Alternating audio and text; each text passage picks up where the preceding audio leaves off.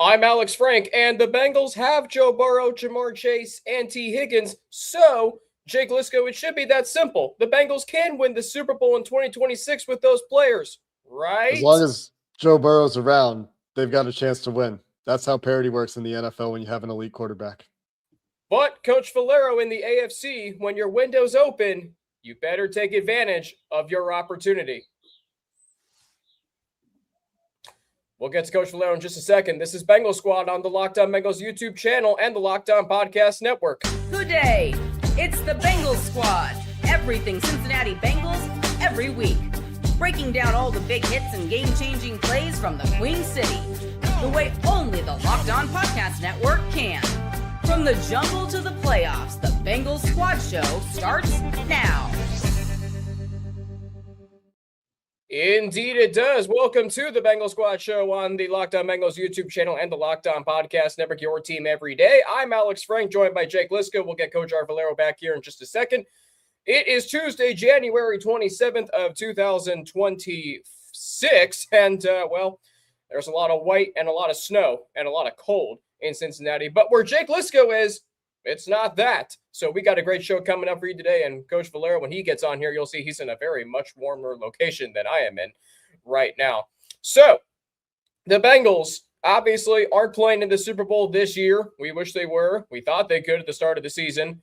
That did not end up happening. But the Bengals do have Joe Burrow. They do have Jamar Chase, and they have T. Higgins. So Jake Liscow, as I asked you in the open, I mean, it's that simple, right? You got those guys, and the Bengals could win the Super Bowl next year, right? It is that simple. Yeah, straight up. The answer is yes. Now, do a lot of things have to happen between now and the end of March, and now and the end of April, and now and the end of August, and now and the end of the year? Yeah, a lot of things have to happen. But in the NFL, when you have an elite quarterback and you have an elite core of players, and the Bengals do have that core on offense, yeah, they can win the Super Bowl. Yeah, a lot of things need to happen. The defense needs to be a whole lot better. They need to acquire a lot of talent, and a lot of guys need to develop. Of course, 99% of the time you have a Super Bowl team the previous year that would be saying those things, notwithstanding the dynasties that we've seen from the Chiefs and the Patriots. And what we saw this year is the ultimate design of parity in the NFL, where there are a number of mechanisms every single year that give teams the opportunity to remake themselves in the draft, in free agency, by changing the coaching staff, by adapting to trends around the NFL. But underneath all of that, when you have Joe Burrow, Jamar Chase as your starting point, and other developmental and building block pieces on this team outside of just those three superstars, of course they have a chance to win the Super Bowl. It's just, do they do everything else they need to do to really put themselves firmly in that conversation? It's what's going to separate them from a wide open AFC. Coach Valero, if you can hear us, you can chime in here. So, okay. Oh, we got him. That's good. Yes, he is sir.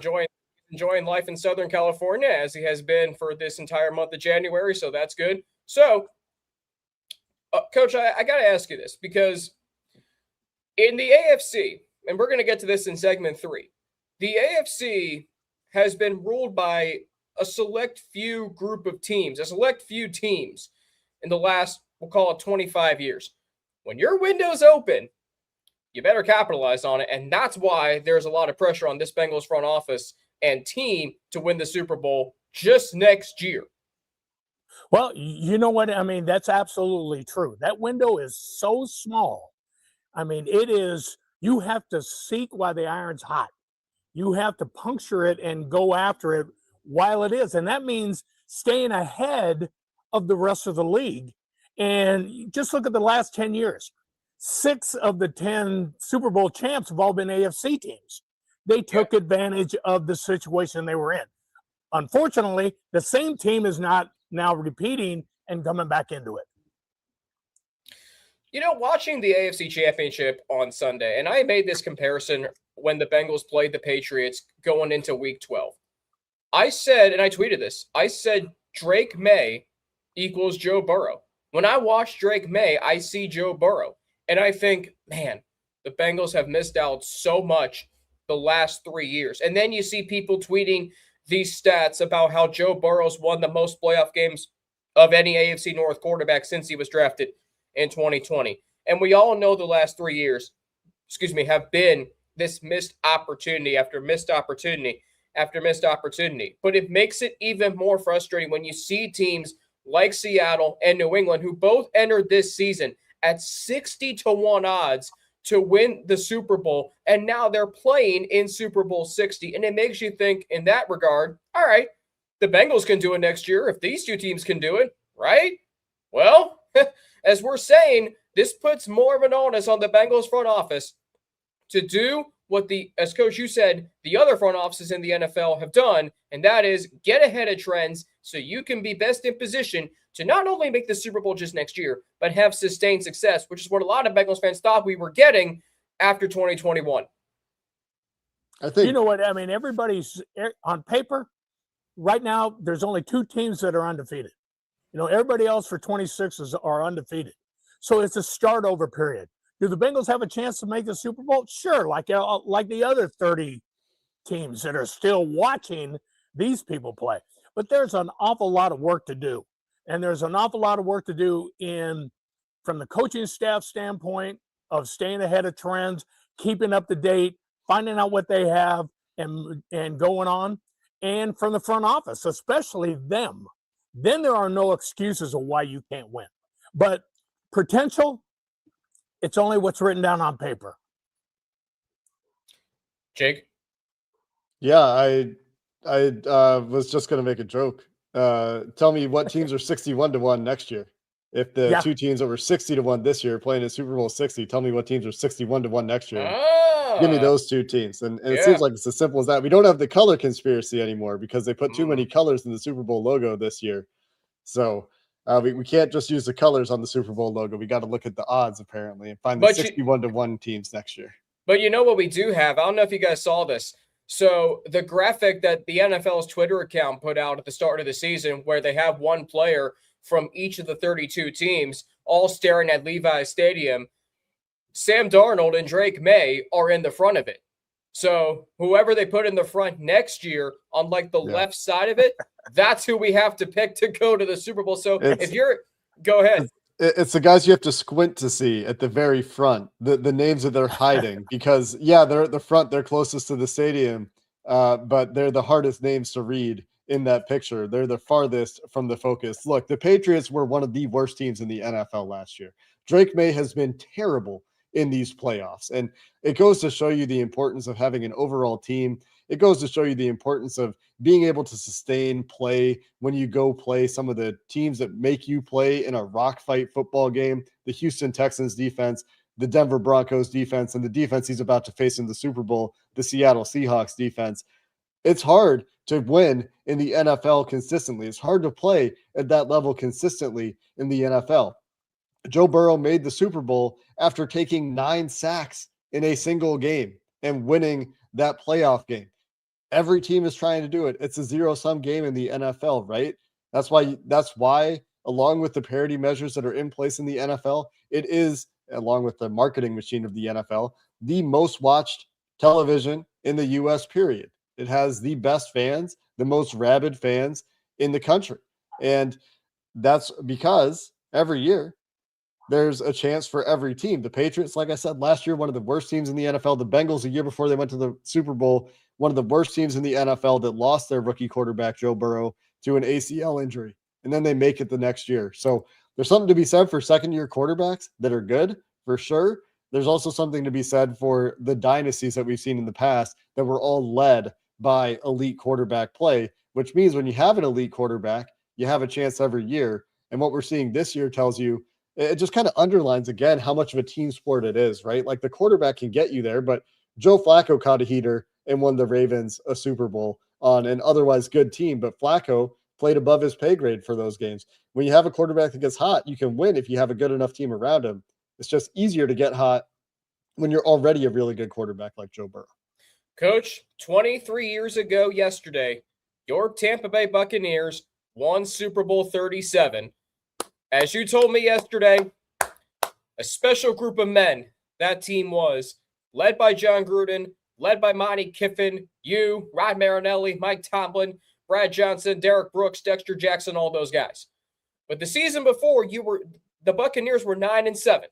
John Gruden comes in, and the very next season, 12-4, NFC South champions, number 2 seed in the NFC. You go into Philly, you beat the brakes off the Eagles in the NFC Championship game. You beat the brakes off MVP Rich Gannon and the Oakland Raiders, the then Oakland Raiders in Super Bowl 37.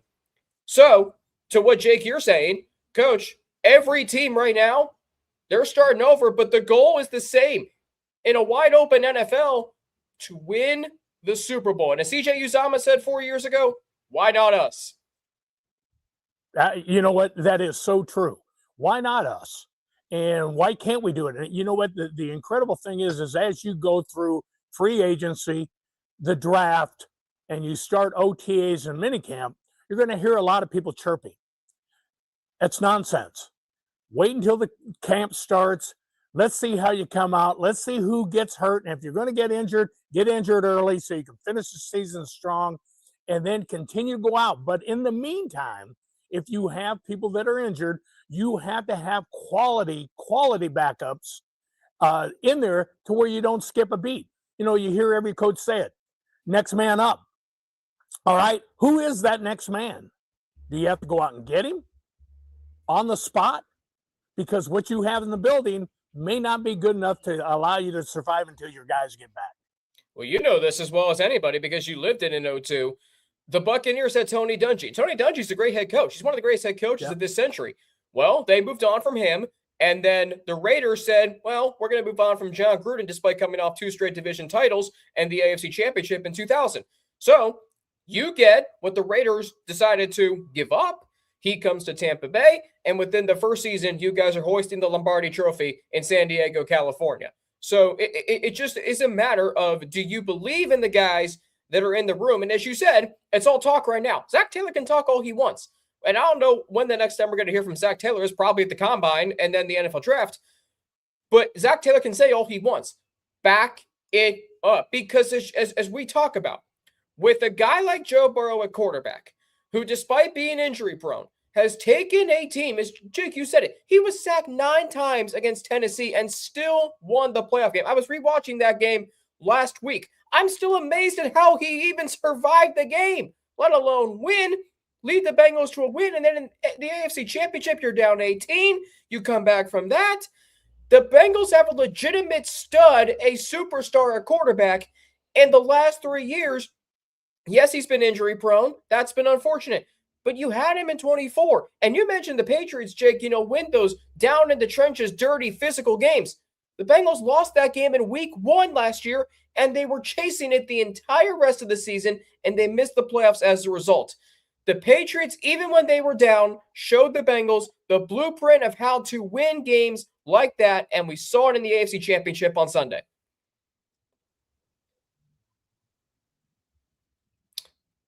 Go ahead.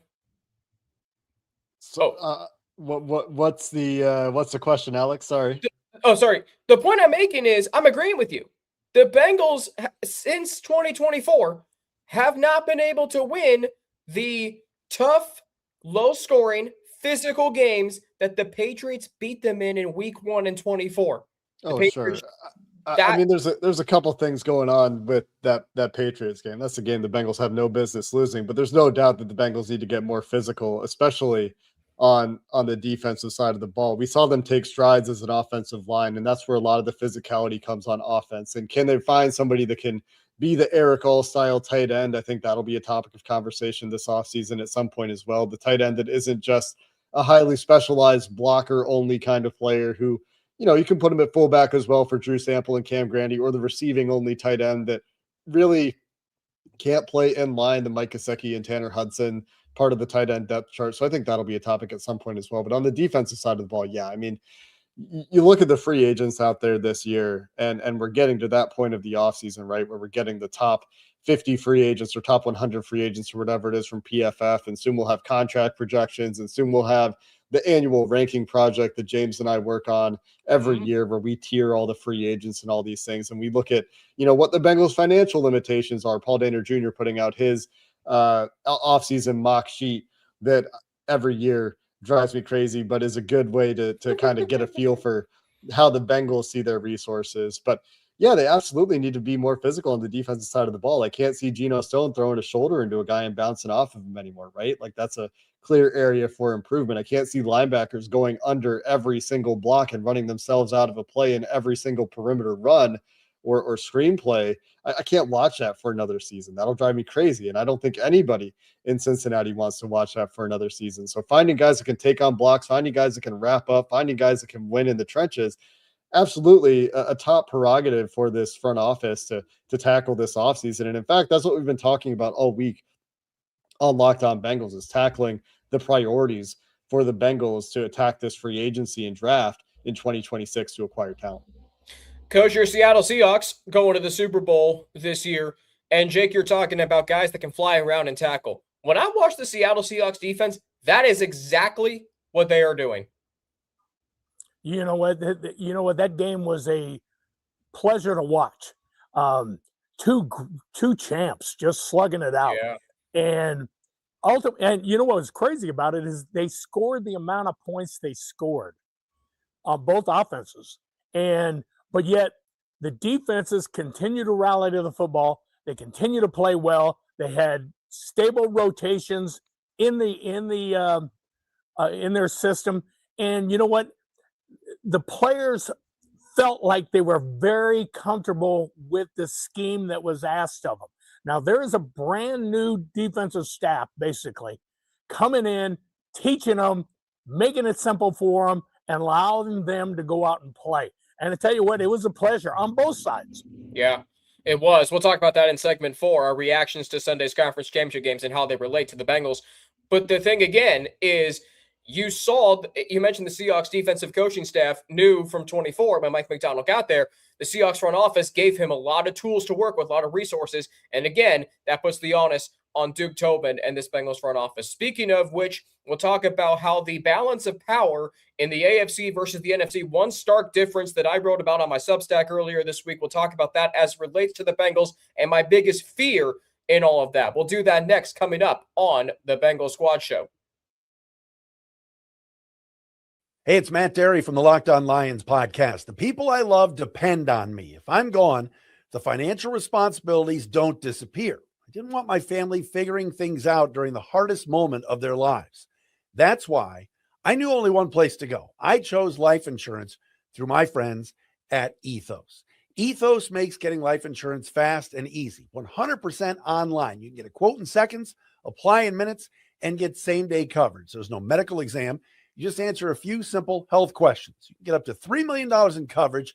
Some policies are as low as $30 a month. I love the folks at Ethos. Protect your family with life insurance from Ethos now by going to ethos.com/LockedOnNFL. In as little as 10 minutes, you can get the free quote and up to $3 million in coverage at ethos.com/LockedOnNFL. That is ethos.com/LockedOnNFL. Ethos.com/LockedOnNFL. Application times and rates may vary.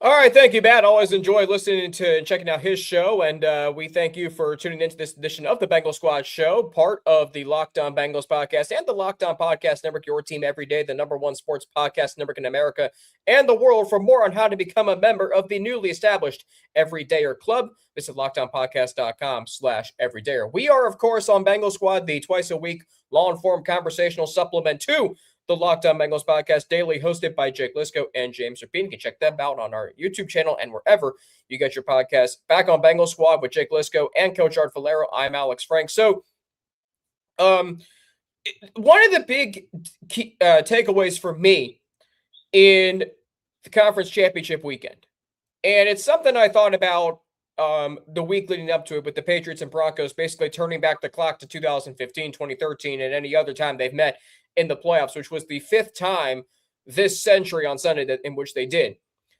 So for me, it's this. You look at the AFC, and you look at since, Coach, the Super Bowl your Buccaneers won in 2002. And in the last 23 seasons, the quarterbacks that have been in the Super Bowl in the AFC have been Tom Brady 8 times. It's been Patrick Mahomes 5 times. That's 13 right there. And then you think about guys like Ben Roethlisberger, who went to 3 Super Bowls. You think about Joe Burrow, Joe Flacco, and then now Drake May. That's only a select few, though. And Peyton Manning also went to 4. I completely forgot about him. Excuse me. That's only a select few quarterbacks. So my point is, when your window's open, you better capitalize on it. And that's why 2 things. One, losing Super Bowl 56 to the Rams hurts more now because my fear is twofold, that the Patriots are back once again. Hope you enjoyed them being irrelevant because they're not that now. And number 2 is that the Bengals Super Bowl in 2021 may turn out to be, both for them and the AFC, an exception. Jake Liscow, is that a fear of yours? I don't know if the Patriots are why that is a fear of mine. I don't know that I think that we're entering a new Patriots dynasty. Maybe we are. Maybe we can look back on this in 3 years and Drake May will be a perennial MVP candidate, and I'll be wrong about that. Maybe the Chiefs don't bounce back. Maybe Andy Reid is too long in the tooth to keep up with what's going on in the NFL at this point. Maybe. I don't know. I'll believe that when I see it in a couple of years here. I still think Patrick Mahomes is probably at the top of the AFC. I still think Joe Burrow, Lamar Jackson should be competing every year, I expect, especially with this news that Joe Brady's looking to hire Jim Leonard for his defensive coordinator in Buffalo. Ooh. I think Jim Leonard's a great coach, and I was wondering what the difference was going to be in promoting Joe Brady to head coach. That's one way to make a difference, is you go after the young, up and coming, and I think quite smart defensive mind in Jim Leonard to try to reshape your defense after you lose Sean McDermott.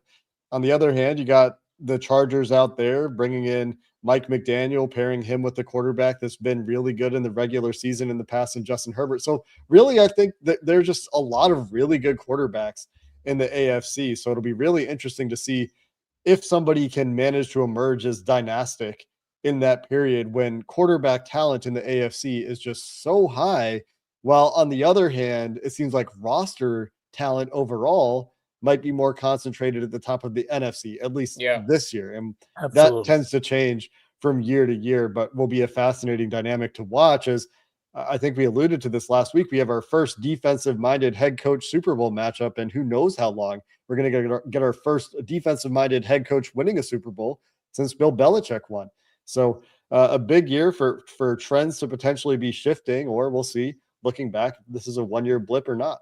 I think it's 2016, the first defensive coach matchup in a Super Bowl since 2016, when it was Bill Belichick of the Patriots and Dan Quinn of the Falcons. Coach, I know you were touching on that. In the NFC, the top of the NFC, it's about roster construction, not necessarily just the quarterbacks. The AFC, since Jim Kelly went to 4 straight Super Bowls, and since John Elway and the Broncos broke the NFC's 13-game winning streak in the Super Bowl, the AFC has been ruled by great quarterbacks. Manning, Brady, Burrow, Mahomes. You can throw in any other, Drake May now, Joe Flacco, and others got to Super Bowl, Big Ben. In the NFC, and you know this having coached in it, it's about roster construction. When you were with the Buccaneers and the Seahawks, did it feel like every single year, if you got a good roster, hey, we got a chance here? Oh, without a doubt. You know what? You win games on offense, you win championships on defense.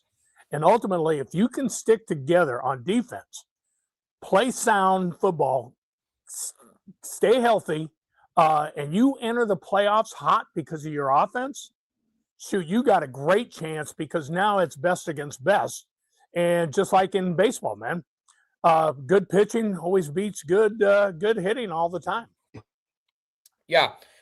Here's the stat that floored me on Monday. Since 1990, the AFC has been represented by 15 different quarterbacks in the Super Bowl.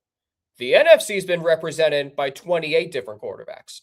So that right there tells me, okay, in the AFC, you got to have the premier quarterback. Well, the Bengals have that. They have him.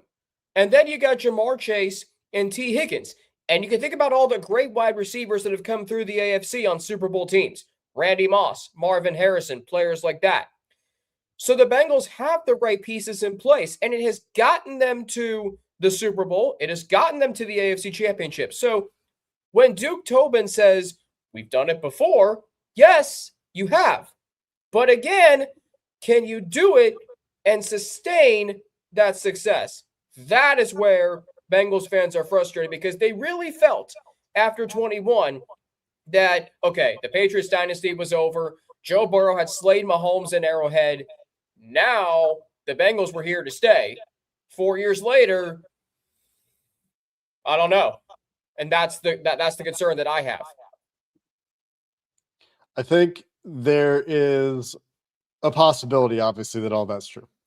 I also always caution on recency bias and drawing too many conclusions from one game or one season, or looking backward to try to project forward, especially with how much the game changes. So when we cite all of these historical trends, it's important to remember that this is just what has happened and doesn't necessarily mean that's what will happen. And that's the same thing that you get when you ask anybody for financial advice, right? It's like, well, yeah, the market tends to go up 7% per year over time. That doesn't necessarily mean that it always will, and it certainly doesn't mean that it will in short periods of time. And that's kind of the beauty of the NFL that I was alluding to earlier. You get this, all of these parity mechanisms through the draft and free agency and the salary cap and all of these things that give every team a chance to do it every year. And I see the fans out there that say stuff like how they're never going to win it with the family in charge. And you know what? You may be right. Maybe the Bengals ownership is part of that group of owners that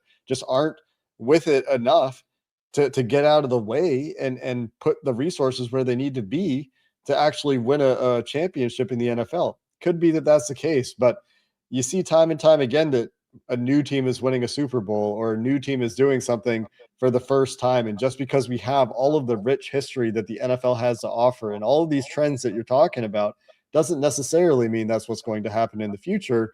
And when you look at the landscape of things across the NFL and you dig a little bit deeper, I don't know that it necessarily is predictive, because like I talked about, yeah, AFC is still very quarterback dominated for sure, but that doesn't mean that one is necessarily going to emerge as a dynasty the way that we saw with Tom Brady and the Patriots.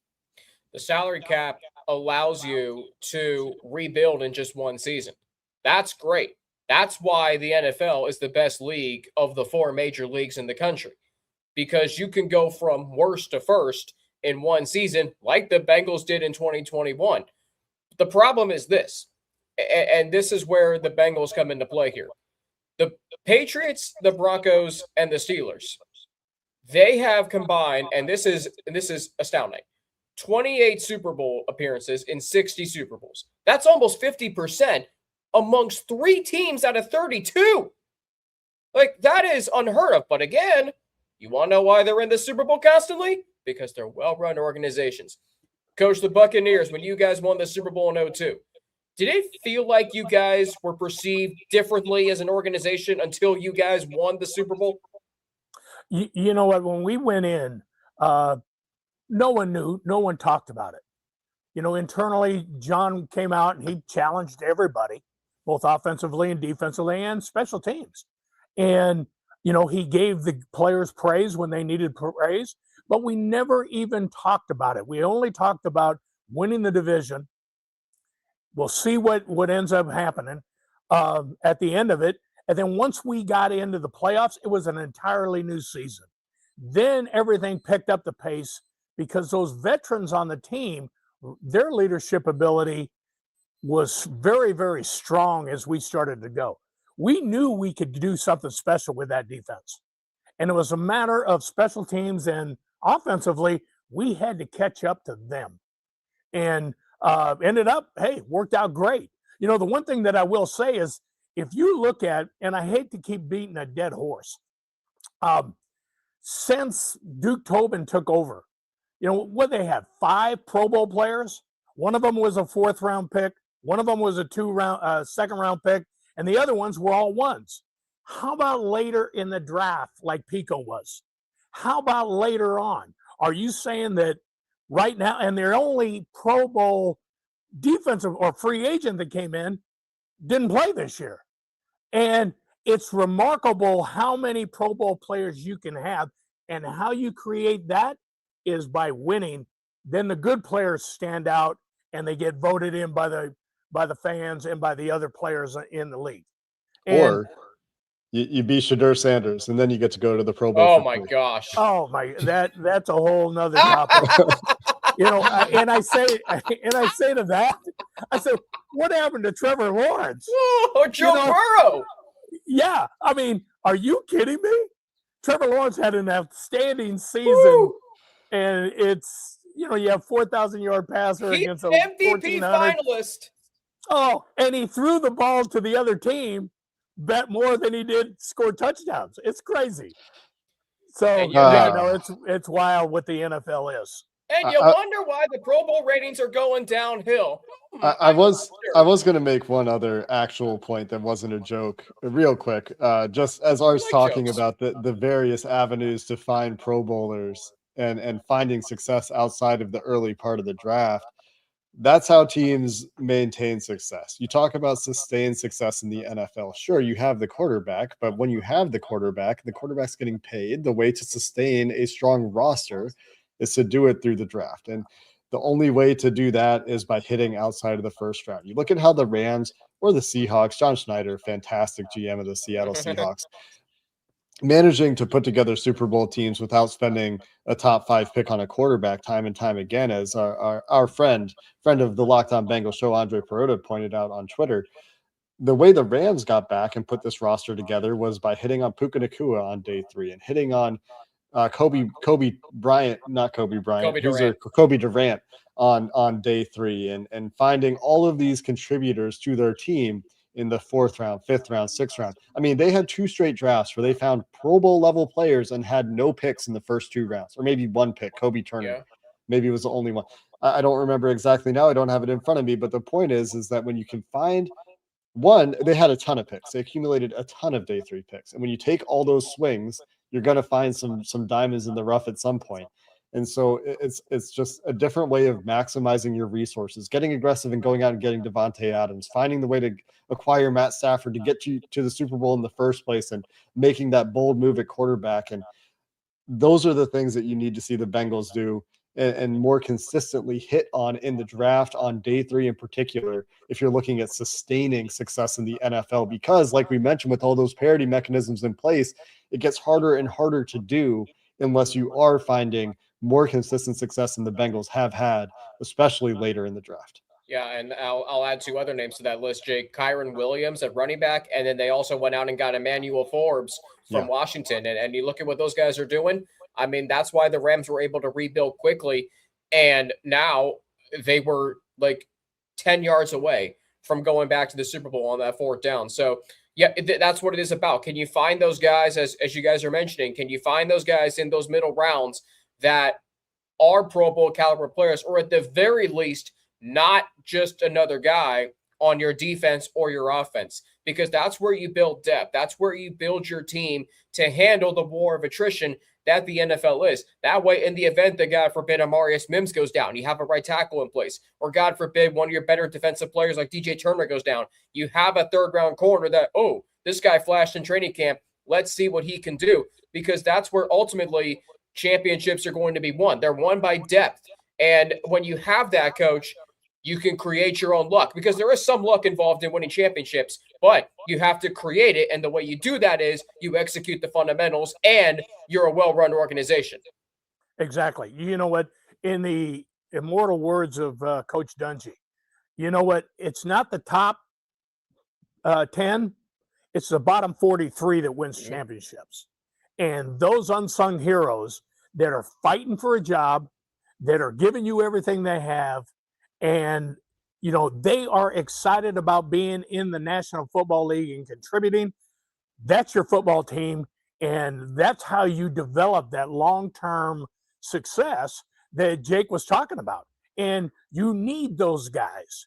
And then you need to reevaluate them year 2, year 3, find out, hey, do you want them or is there somebody better?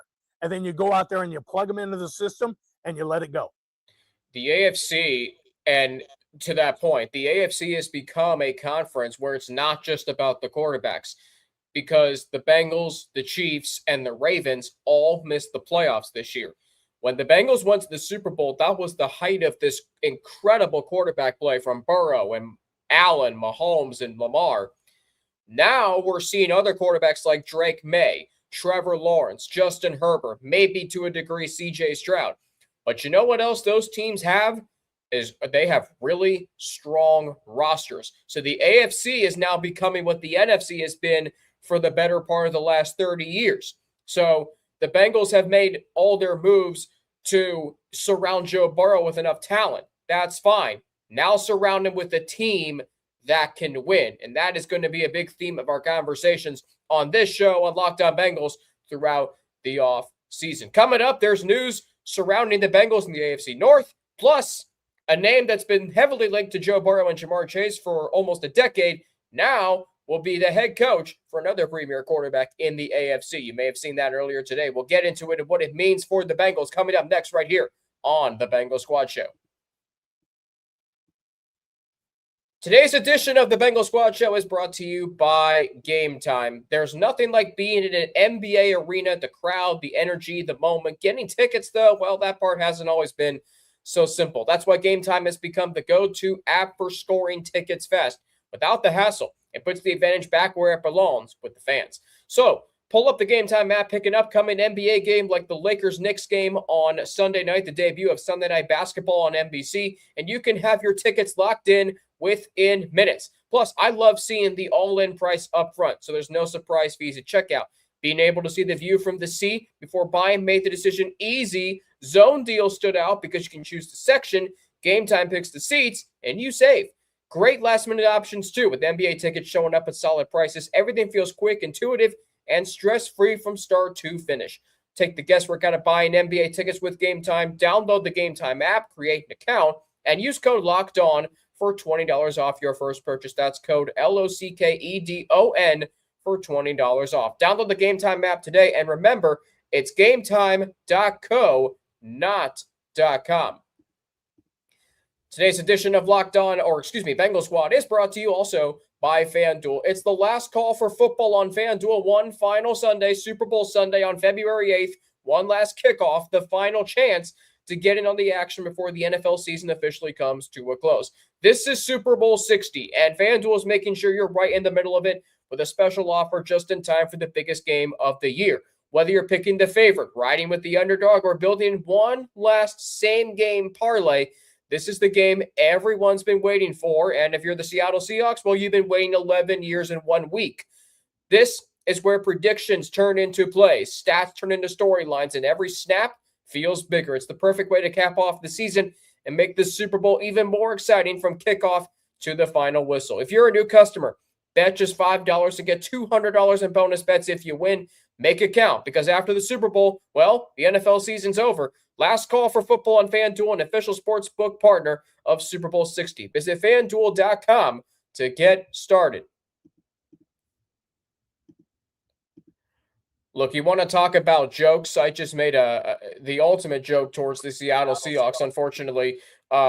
It's because 11 years and 1 week will have separated Super Bowl 49 and Super Bowl 60, and it's a sore subject for Seattle Seahawks fans. I was living in Seattle when they threw the ball on the 1 yard line.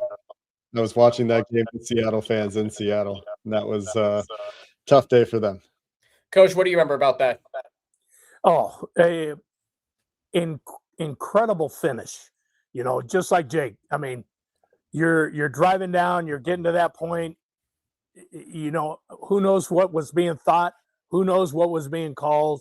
But you say that's one of the biggest Super Bowl snafus in my lifetime, which has been the entire run of the Super Bowls. So that's crazy. You think about where the NFL was at the time, too. The Seahawks on the doorstep of winning their second straight, and the Patriots, I mean, they hadn't won a Super Bowl at that point in 10 years. And so one dynasty or potential budding dynasty ended.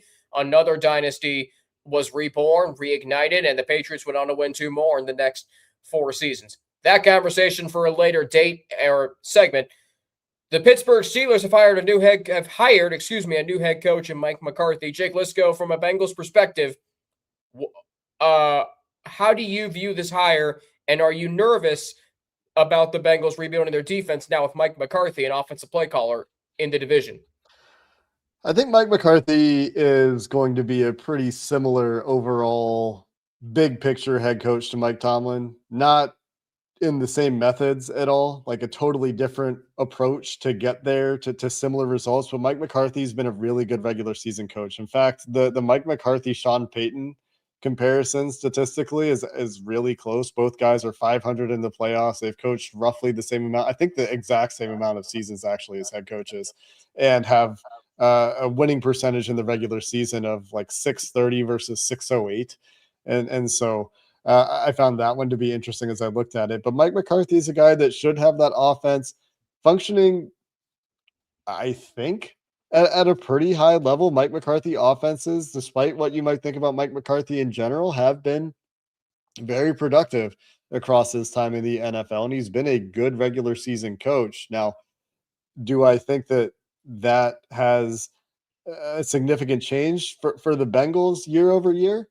I think it challenges you in a little bit of a different way, perhaps. I mean, if he can get more out of that offense, and we'll see what they do at quarterback, that's a big question that needs to be answered. That is certainly a bigger question than who's coaching that team, and get similar results out of the defense. Then, yeah, maybe Pittsburgh is a little bit more of a thorn in your side, but Pittsburgh was already a thorn in the Bengals side. That was already a difficult matchup for the Bengals every year. The AFC North just continues to present challenges for this team, and really all teams kind of do for each other. Like, this is not a division where you have teams going 0-6 and another team going 6-0. Like, it's not the AFC South, the way that the AFC South often would shake out that way, where there'd be one team at the top, often the Colts, and a bunch of other teams that aren't even competitive. That's just not how this division is played out. And so for me, it doesn't move the needle a ton, but I do think that it will change the texture and the details of how those games and matchups go, because of the different approaches and different strengths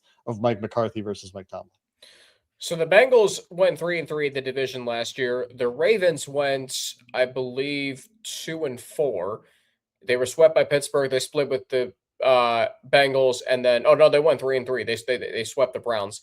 The Steelers went, I believe, 4-2, and then the Browns somehow went 2-4. Okay. Yeah. So the Bengals were among the better records in the AFC North. All right. And that's generally what the division records have looked like for the last few years. There's a 4-2, there's a couple of 3-3s, and there's a 2-4. Except in 2023, the Bengals were 1-5 and the Steelers were 5-1 that year. But generally, you go back to 2022, every single team in the division is 3-3. You go back to 2021 when the Bengals won the division, they were 4-2, the Steelers were 4-2. What were the Bengals were 6-0 in the division once in my memory? 2009. Yeah, I mean, it's generally a division where these teams give each other problems unless there are serious injuries piling up. Coach, when I think about this hire, I think, okay, the Steelers are making this hire because they're trying to build their team to be able to win the division, but then also be able to win in the playoffs. And hopefully McCarthy, being the offensive play caller that he is, that's going to, or I should say, Pittsburgh is hoping that's what it's going to be for them. But again, if you're the Bengals, this just puts that incentive on rebuilding your defense, because yes, you've made moves in the previous off seasons to compete with Mahomes and Josh Allen in the AFC. But you still got to win your division, as Joe Burrow said, to get to the playoffs. Then you go from there. Well, you know what? And I think in the division, they turn around, they beat each other up to where everybody's always 3-3. You know, you're going to split. If you can pull off and be as physical as the Baltimores, as the Pittsburghs, and then play up to your potential, you know, against Cleveland, it's handed to you. But you have to make sure that you have those bodies in place to be able to play that style. It's on the East Coast part of it, they're very, very physical. You know, and they won on defense, and now they kind of shifted to offensively. It's going to be interesting to see how that thing unfurls. Yeah, but what I hope doesn't happen is that it makes Mike Brown in this front office, Duke Tobin, think, oh, we got to go offense, because the Steelers are trying to do that. No, they're doing that because they needed that. If you have to focus on what your needs are, then because then if you get to the draft and you've solidified your defense in free agency, you can go BPA, best player available. Now, that's in the AFC North. Joe Brady, who's been heavily linked to Joe Burrow and Jamar Chase because he was the passing game coordinator at LSU in 2019 when the LSU had arguably the greatest season in college football history. He's now the head coach of the Buffalo Bills. A lot of people were hoping, maybe Joe Brady comes to be the head coach, offensive coordinator. Well, it's not happening. Jake, are we going to look back on this next year, maybe a few years down the road, and say the Bengals had an opportunity to go get Joe Brady? They decided to stay status quo. That's possible. My initial reaction to the Joe Brady hire was like, I don't get it. Like, what does this do for you? Like, yeah, maybe Joe Brady is the great offensive leader that you need, but he's already there. They were already getting a lot out of the offense, and the critical hires for Joe Brady will be on the defensive side of the ball. And if Jim Leonard is a hire there, I like that hire. I think he's a great up and coming coordinator who has a chance to be a great coach. And then I really wonder what they do to replace Aaron Cromer. And I wonder how much of that run game success in Buffalo is to do with Aaron Cromer being an awesome coach. And he reportedly retired a couple days after the Bills lost in their playoff run. And how much of that was Joe Brady's innovation? Because Joe Brady's background obviously comes from Sean Payton. He comes from the Saints and all those passing game concepts that Sean Payton ran with Drew Brees. And now you've got a very different beast going on in Buffalo. So going to be very interesting to see how he builds out that run game again, and how much of that was Joe Brady's craftsmanship and how much of that was Aaron Cromer leading the charge there in the Bills run game. I'd like the Jim Leonard hire. And I think it's possible that we look back and say, man, they could have gotten Jim Leonard and Joe Brady in 2026. That's possible. I mean, that's the way I feel about Ben Johnson. I think that the Bengals should have been in a big way on Ben Johnson last year. And James Rapine, my co-host on Locked On Bengals, thinks that and I don't know if this was even realistic at all, should have been in a big way on Mike Vrabel. And obviously those guys have had pretty successful years. It's hard to say, man. I think it's always tough to project how these guys are going to do as head coaches. I thought Brian Callahan was a really good coach. In all my conversations I ever had with Brian Callahan, I thought he was a really bright guy. Didn't go well for him in Tennessee. It's really hard sometimes to say how first-time head coaches will perform in that role because it's just so different from anything they've done to that point. Coach, I saw you shaking your head there at the beginnings, but you have been one that has said on this show several times, don't let a guy like Joe Brady leave the building. Well, the Buffalo Bills didn't. They promoted him to head coach. But at the same time, I think we're trying to balance here. If you have an opportunity, what Jake, you're saying, with the Bengals, if you have an opportunity to move off someone who's good, maybe not going to win you a Super Bowl, and you can make a can't miss hire, you do it. How do you balance those two things? Well, you know what? I think it's difficult. I think the first thing that you need to look at in both the McCarthy hire as well as the Brady hire is it for their current quarterbacks, it doesn't affect them. The system stays the same. And in Aaron Rodgers' case, a majority of his great years were in Green Bay with Mike McCarthy. Now, I know that there was, they split the sheets and everything else went about it. But I tell you what, he's going to come back to a system that he's very familiar with, even though it's 1 year. I hear everybody talking about, he's a great teacher of quarterbacks. Well, who's the other guys? Who is that quarterback other than Aaron Rodgers that you have in the building? So you're either going to draft one and train him, so when Aaron's gone, he knows the same system. But in Buffalo, all of a sudden you got Joe Brady, who now Josh Allen is probably had a lot to deal with it. He was crushed because he thought the whole thing was going to implode. And all of a sudden he's got his comfort zone back in, as Zach has with Joe Burrow. Joe Burrow is saving Zach's job because of the system being the same. Because they're all system quarterbacks. I've been saying that since 2020, that Joe Burrow makes Zac Taylor's job easier. All Zac Taylor has to do, and Zac Taylor knows football. Zac Taylor knows offensive football. He comes from Sean McVay's coaching tree, so that much is, enough to make me believe in him, and was when he was hired in 2019. But Joe Burrow makes Zac Taylor's job easy enough to the point where he just doesn't have to screw up. He just has to let Joe Burrow cook, call plays to Jamar Chase and T. Higgins. But again, it goes back to, if you're not going to make a change, if you're going to remain status quo, that's fine, as we talk about, but you have to evolve. You have to evolve your offense. Utilize the tight ends more. You've got all these tools that you have. And maybe, just maybe, and I know, Jake, you talked about this with James on Locked On Bengals last week. Maybe, just maybe, if Dan Pitcher's staying, maybe let him call plays. See what you can do. Yeah, we'll see about that. I don't think that change is coming. I know that's something that you've talked about quite a bit, Alex. I still remain unconvinced that would make a huge difference. I think that Dan will probably get opportunities to continue to do that in the preseason. I know for a fact that the Bengals have had plays called from their offensive coordinators through Zac Taylor in the past on their game day collaborative play calling process, but I don't think we're going to get that change this year, and it'll come down to finding ways to continue to push the envelope. And the way the Bengals did that last year was in the run game and some of their under center game. But then when things get hard, and it's because they have Joe Burrow, and he's one of the guys that can live doing it the hard way and live in shotgun drop back passing situations and do it at a high level, down in and down out.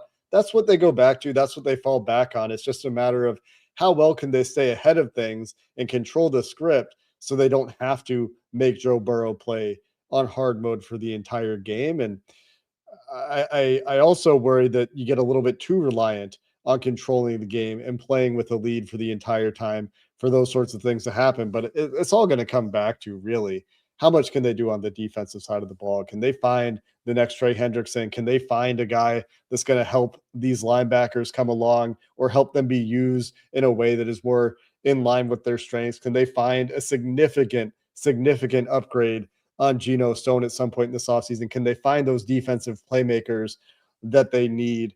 That's really ultimately what it will boil down to, more to me than anything to do with who's calling the plays for this Bengals offense, which is very much built for how Joe Burrow wants plays to be called no matter who is calling the plays. It'll be great too, is like Drake May on that 3rd and 6 run that clinched the AFC Championship. I said to myself after that play, why don't you call that play for Joe Burrow? You know he likes to use his legs. I'm okay with not running Joe Burrow into a bunch of defenders on a, we got to save him for That's himself fair. a little bit too. That's fair. We'll get into that play and our other reactions from Championship Sunday as we continue right here on the Bengal Squad Show. Super Bowl 60 is, 12 days away from now. And, with the big game coming up, there's no better way to stay locked into every moment with Prize Picks, the daily fantasy app where it always feels good to be right. With football season coming down to its final stretch, now's the perfect time to close it out strong. Prize Picks makes watching the game even more exciting by letting you build simple lineups around player projections. No drafts, no waiting, just football action all the way through the playoffs. Prize Picks is incredibly easy to get started. Pick 2 or more players and choose more or less on their projections. Favorite feature for me, the early payouts, which you can cash out if a player gets off to a hot start. And I love being able to mix stars from different teams and build lineups that fit how I watch the game. Plus, there's a new social feed, which makes it fun to follow friends, share lineups, and get inspiration from other players. Sounds like a collaborative effort. Download the Prize Picks app today and use code LOCKEDONNFL to get $50 in lineups after you play your first $5 lineup. That's code LOCKEDONNFL for $50 in lineups after your first $5 lineup. Prize Picks. It's good to be right. Well, it's a fun time for Coach Art Valero. As we mentioned earlier in the show, his Seattle Seahawks are going back to the Super Bowl. He was a coach there in 2009, 2010. So, Coach, congratulations to your former boss, John Schneider, Executive of the Year. Mike McDonald, in his second season, has that Seahawks team rolling into the Super Bowl. And, boy, I tell you what, when you see how much that fan base reveres the Seahawks, man, it's special to watch from afar. Not sure, Coach. Coach, can you hear us here? It sounds like you can hear me. I can Can't hear hear you. Alex. I can hear Jake. I just can't hear Alex. We have fun technical problems. So Alex was congratulating you on your former employer, John Schneider, and the Seahawks going back to the Super Bowl and asking for your thoughts on Mike McDonald's return to, or Mike McDonald bringing the Seahawks back to the Super Well, Bowl. you know what, I tell you what, and Alex and I talked about it this week. I reached out to John, and he was not only excited, but very gracious and very humble like he normally is. And you know what? He does an outstanding job. He's learned from the best, and he just continues to understand, and to look under every rock him and his staff has put together. He's had an incredible run of guys that have gone through his system in the front office, that have had GM interviews and have been hired as GMs. And I think that it's about the control of whatever is going on. And you know what? It separated him from Pete Carroll this time, and I think it was outstanding for him. So John Schneider, and this is what's such an interesting stat, John Schneider is the first GM in NFL history to reach multiple Super Bowls, this is according to Jordan Schultz, with the same organization, while having a new head coach and no players from his previous Super Bowl team. 11 years later, and the Seahawks look like this well-oiled machine once again. As for the Bengals and what it means, it just goes to show you how building through the draft and hitting on those mid to late round picks, like the Seahawks have done so many times in recent seasons, that's what's going to get you to competing for the Super Bowl every single season. You also need to put a complete team together. That's the other thing, right? Like, they go out there, they make another big change at quarterback. And I'm not saying Sam Darnold's going to be the next Matthew Stafford. I think Matt Stafford had a whole lot more success before he landed with the Rams as a quarterback than Sam Darnold did. But it's talking about parallels between these two teams in the NFC West, and what a grueling division that's going to be. I do not envy the guy that takes a job head coaching the Arizona Cardinals in that division. But following that LA Rams similar path of, we got to make a change at quarterback here, build the offense around him. Clint Kubiak, we'll see if he gets a job or not here. He probably should. And building that team, that complete team around him, finding a guy that is a great scheme fit for you, Nicky Manwari, who transforms that defense in certain ways. And the two defensive tackles, going out and getting Leonard Williams to pair with Byron Murphy. The way they've built that team top to bottom, just a really impressive, and something Schneider has always done. He always uses every single avenue and asset and path toward team building available to you, and has been creative in doing it, and has done a really admirable job of building a team that is Super Bowl worthy this year. Now, go ahead, Coach. No, Jake's exactly right. I mean, that is the key, in my opinion, is to know those hidden gems, to find them, to find how their system fits, and putting them in so it allows them be a good player, become a great player in a system that fits them and fits all these other players around them. And I think that's the key. What system are you running? What system do the Bengals want to run on defense? They've constantly turned it over, and that's hard. That's hard. It's very, very difficult when you're constantly changing. Look at the Dallas Cowboys. They don't know what they want to be. They don't. And you and I, Coach, we're talking about this during the game on Sunday, and we talked about this earlier in the show. And the way the game unfolded, look at how many just big-time hits and just the physicality on both sides of the ball there were in that game. I mean, Jackson Smith-Njigba, who was becoming a star right before our eyes, he has this big catch right before halftime. He gets popped by Cam Curl, holds on to the ball.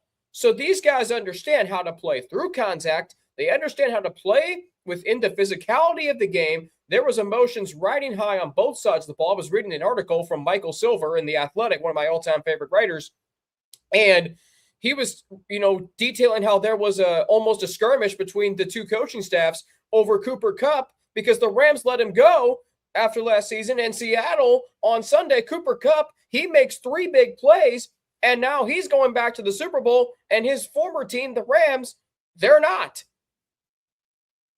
That's it. Exactly. I mean, that's what everybody's kind of worried about. Who is that guy? How does he fit? What do you need? Go get him. Yeah. Seattle's done that, and the Rams have done that too. AFC Championship game, aside from the snow globe in the second half, which was kind of amusing to watch, what was your guys' biggest takeaway from that game? Man, the Patriots in the AFC, I just remain frustrated that the Bengals couldn't put a better team together this year. Yeah. The opportunities in the AFC. This is a very funny tweet that I was reading as we were discussing the NFC Championship game. This is from a fellow named Brandon Anderson going through the Patriots schedule. And I don't know if a quarterback has ever played as badly as Drake May has played in these 3 games leading into the Super Bowl. He'll need to play a whole heck of a lot better if they're going to win this game. But the Patriots schedule, week 1, they played against a team who fired their coach. Week 2, they played against a team who fired their coach. Week 3, they played against a team who fired their coach. You detecting a trend here yet? Week 4, they played against a team in the NFC South. Week 5, they played against a team who fired their coach. Week 6, they played against the NFC South. Week 7, they played against a team who fired their coach. Week 8, they played against a team who fired their coach. Also true of week 9. And week 10, they played against a team in the NFC South. And week 11, they played the Jets, who kept Aaron Glenn, who has fired all of his coaches. In week 12, they played the Bengals. In week 13, they played a team who fired their head coach. In week 15, before they played them, who fired their head coach. In week 16, they played a team who fired their head coach. In week 17, they played the Jets again. And in week 18, they played against a team who fired their head coach. Oh, my gosh. Look, the Patriots have a great head coach, and their defense has played some really good football for them in the playoffs. They're getting into rock fights. They're going to need it to be another rock fight. But I just, man, the Seahawks are a different beast than the Denver Broncos and Jarrett Stidham. So we'll see how the game goes. As of today, and I'm prepared to be surprised, this game in some ways does remind me of when the Bengals went to play the Rams. In fact, the Rams opened as 4.5-point favorites, I believe, that year. And the Seahawks opened as 4.5-point favorites over the Patriots. It reminds me a little bit of not a whole lot of people giving the Bengals much of a chance in that game. So maybe Drake May goes out there and this defense for the Patriots goes out there and surprises us, and they get to Sam Darnold, and Sam Darnold turns into a pumpkin again. Maybe that's how it goes. Maybe that's how the Patriots get themselves into this game. But on paper, this does not look like a matchup that should be particularly close. Seattle right now, 4.5-point favorites on FanDuel, as you alluded to, Jake. Coach, I'm going to ask you straight up. Is this Seattle team better than the one in 2013 that whitewashed Peyton Manning and the Broncos in the Super Bowl? I think they're playing better as a football team. I think special teams, defensively, offensively, I believe they are. I think back in 13, you know what? You had the Legions of Doom. You had those guys that defensively, they were a different animal. Offensively, other than Russell Wilson and, they really didn't have the dynamics that I believe that they have this year. Yeah, Jake, here, when you talk about, and Coach, that's a great point. When you talk about, people saying that the Bengals need to, or the Brown family needs to sell the team, etc. No, here's what you need to do. You need to do what the Seattle Seahawks did in 2002, which is move to the NFC, because since then they've won 4 Super Bowls. Go to the NFC. There's more opportunity there. I don't know that I remember that the Seahawks were in the AFC. They were. That is before my football memory begins, apparently, or right around the beginning of my football memory, because my football memory really goes back to when the Bengals hired Marvin Lewis. And when that happened, I could tell you that I wasn't paying a whole lot of attention to things happening outside of Cincinnati in the NFL. So a good history lesson for me there today. I mean, Coach, you know what? I'm the old guy in the group. I remember when they flipped, when there was realignment, and they went to the West, and it was like, okay, they shook some things up, because you got to remember back then it was the Rams, the Falcons. I think it was Arizona at that time, but they were kind of scattered all over the place. Yeah. And this kind of brought them all back together. Yeah, seriously, man. That's what the Bengals need to do. Go to the NFC West. There's a reason that quarterbacks in the NFC that have been to the Super Bowl include Jake Delhomme, Donovan McNabb, Matt Hasselbeck, Rex Grossman, for crying out loud. Brock Purdy, Jalen Hurts has been to 2. Matt Ryan, Cam Newton, Nick Foles, who won 1, Jeff Hostetler, who won 1, Mark Rypien, who won 1. Again, it's that balance of power, the AFC versus the NFC. And the Bengals have a stud at quarterback. Can you imagine Joe Burrow and the Bengals, if they were in the NFC? Maybe that's what needs to happen this offseason. Yeah, just call up our old buddy Roger Goodell and get him to flip up the conferences, and off we go. Here's what you do. You call up Roger Goodell and have him flip a coin. If it comes up whatever, the Bengals go to the NFC. I mean, there's the coin flip game right there, and have Joe Mixon be there to preside over it. Well, you know what I think? If they went to the NFC, they're going to be in the NFC North, and now they got Minnesota, Green Bay, and Chicago. Fun fact, the Bengals have never won a road game in Minnesota. Hey, and that's good weather. Well, you wouldn't have to play outside. And, wow. Never thought we would get to this point on this show, but I tell you, that's what makes this fun. Gentlemen, always great to be with you on Tuesdays. Coach, you and I are back on Fridays. Jake, you're on assignment Friday. Always great talking to you. This is the first Sunday without football since I don't remember when. It's been too long, but we'll get through it. We got Super Bowl highlights marathon on NFL Network. You got basketball on. We'll be okay. So, Jake, always great having you on. Coach, you and I are back on Friday. Thank you, as always, for everybody for tuning in on this rather chilly Tuesday in Cincinnati. Not as chilly where Jake is, and definitely not where Coach Valero is, but that's okay. For more on how to become a member of the Everydayer Club at the Locked On Podcast Network, visit LockedOnPodcast.com/Everydayer, where, among other benefits, you will get access to the members-only Discord. Locked On Bengals is the daily podcast hosted by Jake Liscow and James Serpine. Bengal Squad is the twice-a-week long-form conversational supplement to Locked On Bengals. Thank you for tuning in today. I'm Alex Frank at Frankie_Netty, Jake Liscow at Jake Liscow, and Coach Art Valero, 45-year coaching veteran. Thank you for listening. Have a great rest of your day. Stay warm, stay safe wherever you are, and we will talk to you on Friday afternoon right here on the Bengal Squad Show.